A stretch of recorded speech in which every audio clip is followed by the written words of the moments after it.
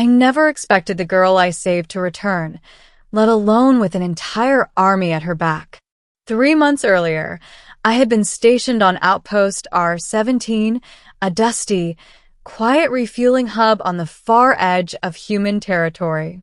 Hardly anyone came by except traders, mercenaries, and the occasional star-beaten passenger ship limping in for repairs. That's when I met her. A small, trembling alien girl, silver-skinned, exhausted, and barely able to stand, collapsed in front of the outpost gates. Her wrists were bruised, her breathing ragged. She wore torn ceremonial cloth with patterns I'd never seen before. Most humans would have turned her away. Some might have called security. But I wasn't most humans. I carried her inside, gave her water, treated her wounds, and stayed with her through the night while she slept. She said her name was Arii Kala, but she asked me to call her Arii. She was from a distant clan, fleeing from pursuers who wanted her dead. Something about her fear felt real, raw, and unmistakably human, even though she wasn't. She stayed only one night. By morning, she was gone, vanished silently, leaving behind only the blanket she slept under. I thought that was the end of her story. I thought wrong, because today the sky itself tore open. Outpost R-17 shook as 6 enormous warships emerged from orbit, gleaming with silver metallic hulls and glowing tribal runes recognizable from Arii's clothing. Every alarm shrieked. Everyone scrambled for weapons or shelter. We expected an invasion. Instead, the ships descended in perfect formation, landing with terrifying precision. Hundreds of armored alien soldiers poured out, tall, imposing, each one armed with plasma-forged spears and ceremonial blades. At their head was Arii, but she wasn't trembling anymore. She wore regal armor, black and silver, with a crest shaped like a spiraling moon. A cloak of deep violet trailed behind her. Soldiers bowed as she passed. My heart dropped. She hadn't been just a scared runaway. She had been someone important, dangerously important. And now she was back for me. The outpost guards pointed their rifles at her. The air thickened. Arii stepped forward, not toward the commander, not toward the guard station, but straight toward me. Her expression softened the instant she saw me, as if we were alone in a crowd of thousands. She stopped only a breath away. Her voice trembled, not with fear, but emotion. "Human, we need you." Middle. My mouth went dry. Me? Why?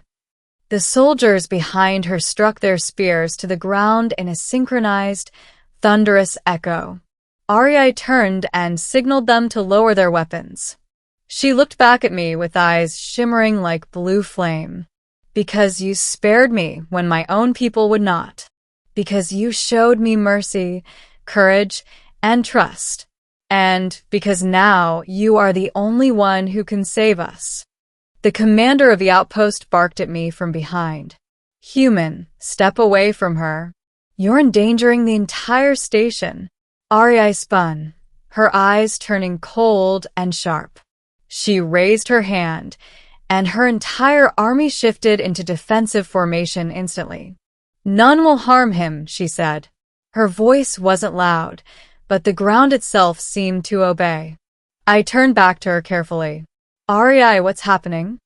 She took a slow breath. "I am heir to the Varant Dominion, one of the most powerful clans in this sector. But a rebellion has taken root, led by my cousin, Lord Calvis. He believes I am too weak to rule." Her voice held a quiet shake when she said, "He ordered my execution." That explained the bruises, the fleeing, the fear. And then, she continued softly, "You saved me, healed me, and treated me as more than a burden." Her fingers reached toward my wrist, gently brushing it. That kindness lit a spark in my people. A rumor began that the human who saved me was a warrior of impossible courage. Someone who could sway fate. I nearly laughed. Me? I'm a mechanic. I fix coolant leaks and vending machines. You fixed me, REI whispered. My chest tightened. But why bring an army here? I said, humans don't want war with your people. REI shook her head firmly. We come not for war, but for protection. For alliance. For you. That last word lingered. She stepped closer, lowering her voice so only I could hear. There is a ritual of bonding, ancient, sacred. It requires the presence of someone who has shown the heir unconditional mercy. Her eyes softened. Someone like you. Bonding? I asked. As in political? Symbolic? Her cheeks flushed a faint silver blue, a sign of shyness among her species. It is both, she admitted. It binds two spirits together to strengthen the heir. It is not always romantic, but she swallowed. Sometimes it becomes so. My brain stopped working. Before I could even breathe, a tremor shook the ground. Alarms wailed again, but this time from REI's ships. A second fleet was entering orbit. A darker, more ominous one. REI's expression hardened. Caldas found us. Soldiers formed a protective wall around her. Another ship dropped through the clouds, sleek and black like a blade. It landed hard, cracking the dirt beneath it. From the ramp strode a towering figure, armor obsidian, eyes burning crimson. Lord Caldas. He pointed his spear straight at REI. Traitor, he thundered. You hide behind outsiders? Behind a human? His soldiers aimed their weapons at her. REI didn't back away. Instead, she stepped in front of me. If you want my life, REI said, you will fight through him first. My stomach twisted. REI, what? Caldas laughed mockingly. That human? Pathetic. REI glanced at me, eyes glowing with fierce pride. You said you were no warrior, she whispered. But you risked yourself to help a stranger. That is courage my cousin cannot understand. Caldas lunged forward with shocking speed. REI shoved me aside and clashed with him. Their spears clanged, glowing with energy.